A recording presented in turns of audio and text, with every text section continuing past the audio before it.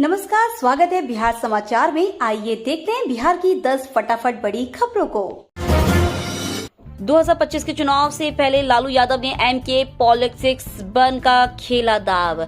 RJD supremo Lalu Prasad Yadav Bihar की राजनीति के मंझे हुए खिलाड़ी माने जाते हैं। हाशिए पर जा चुकी आरजेडी को उनकी रणनीति से इस बार के लोकसभा चुनाव में 4 सीटें मिली हैं। अब लालू प्रसाद यादव 2025 के बिहार विधानसभा चुनाव की तैयारी में जुट गए हैं। शुक्रवार को नेता प्रतिपक्ष तेजस्वी यादव के आवास पर राष्ट्रीय जनता दल की लोकसभा प्रत्याशियों की बैठक हुई। इसमें परिवारवाद की बदनामी को दूर करते हुए अभय कुशवाहा को संसदीय दल का नेता चुना गया है।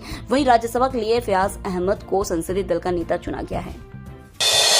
बिहार के 4 शहरों में दौड़ेगी मेट्रो ट्रेन। नीतीश सरकार ने पटना मेट्रो रेल की तर्ज पर राज्य के 4 अन्य शहरों को मेट्रो रेल का सौगात दिया है। इन शहरों में मुजफ्फरपुर, गया, दरभंगा और भागलपुर में मेट्रो रेल का परिचालन कर शहर की परिवहन व्यवस्था को सुचारू किया जाएगा।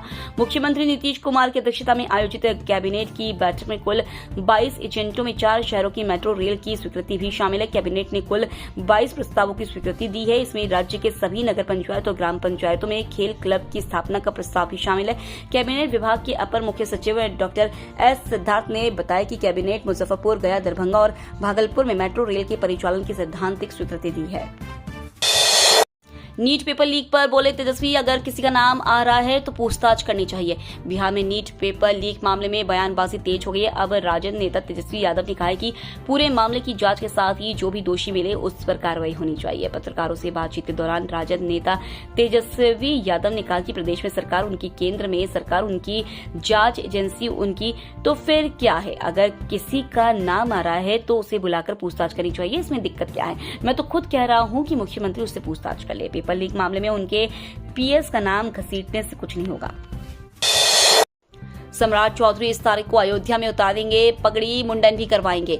भाजपा नेता और बिहार के उप मुख्यमंत्री सम्राट चौधरी ने अपनी पगड़ी उतारने की घोषणा कर दी है। बता दें कि लोकसभा चुनाव से पहले सम्राट चौधरी ने नीतीश कुमार को पद से हटाकर एनडीए में शामिल कराने का प्रण लिया था। हालांकि लोकसभा चुनाव में नीतीश कुमार ने एनडीए के साथ ही चुनाव लड़ा। ऐसे में अब सम्राट चौधरी अयोध्या में अपनी पगड़ी खोलेंगे। दरअसल लोकसभा चुनाव से पहले नीतीश कुमार ने एनडीए का साथ छोड़कर आरजेडी का साथ पकड़ लिया था, जिसके बाद सम्राट चौधरी ने यह प्रण किया था कि नीतीश कुमार को पद से हटाकर ही अपनी पगड़ी खोलेंगे।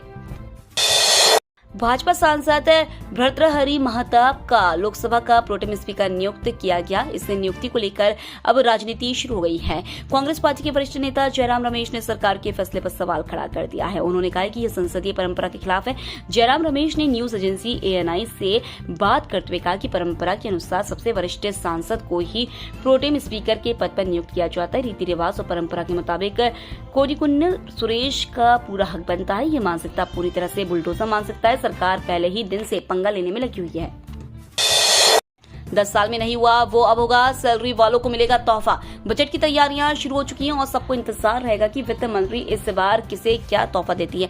लेकिन इस बार फोकस पूरी तरह से सैलरीड क्लास पर होगा। टैक्सेशन में कुछ बदलाव किए जा सकते हैं। वित्त मंत्री खुश करती नजर आ सकती हैं। एक्सपर्ट्स मानते हैं कि जो 2 साल में नहीं हुआ वो शायद इस साल होना है, क्योंकि ग्रोथ पटरी पर है, महंगाई पर काबू पाना है, ब्याज दरें कम करनी है। इन सबके लिए टैक्स पेयर्स का रोल काफी बड़ा है। कंजप्शन को बढ़ावा देना है तो टैक्स पेयर्स के हाथ में पैसा देना होगा। सूत्रों की माने तो सरकार टैक्स पेयर्स को राहत देते हुए स्टैंडर्ड डिडक्शन की लिमिट को बढ़ा सकती है। बिहार के कोसी सीमांचल में मानसून हुआ सक्रिय, भागलपुर की सीमा तक पहुंचा। बिहार में मानसून का इंतजार लोग बेसब्री से कर रहे हैं। 5 दिन के विलंब के बाद आखिरकार मानसूनी हवाएं बिहार में किशनगंज के रास्ते 20 जून को प्रवेश कर गई। शुक्रवार को मानसून सीमांचल के जिले किशनगंज, पूर्णिया, अररिया व कटिहार समेत कोसी के जिले, मधेपुर व सौपोल के कुछ हिस्सों को कवर किया है। वहीं भागलपुर समेत पूर्व बिहार की सीमा पर दस्तक दे चुका है। भागलपुर के पीरपेंती, कहलगांव व नवगछिया के कुछ हिस्से में मानसून एक्टिव है। आज से और आगे बढ़ने की उम्मीद है। भागलपुर जिले में मानसून पहुंचने का समय 12 जून है। बीते वर्ष 2023 में मानसून 20 जून को भागलपुर पहुंचा था। इस वर्ष भी 20 जून को ही जिले की सीमा तक एक्टिव हो गया है। नीट पेपर लीक पर एक्शन में नीतीश सरकार। नीट पेपर लीक मामले में बिहार सरकार के स्तर पर कार्रवाई शुरू हो गई है। आरोपी सिकंदर प्रसाद यादवेंदु को पटना स्थित एनएच के गेस्ट हाउस में एक कमरा बिना आवंटन के बुक किए जाने पर पथ निर्माण विभाग ने 3 पदाधिकारियों को निलंबित कर दिया है। नीतीश सरकार के डिप्टी सीएम विजय कुमार सिन्हा ने दावा किया था कि तेजस्वी यादव के पीएस प्रीतम के कहने पर गेस्ट हाउस में सिकंदर के लिए कमरा बुक किया गया था। उन्होंने नेता प्रतिपक्ष को अपनी स्थिति स्पष्ट करने को कहा था।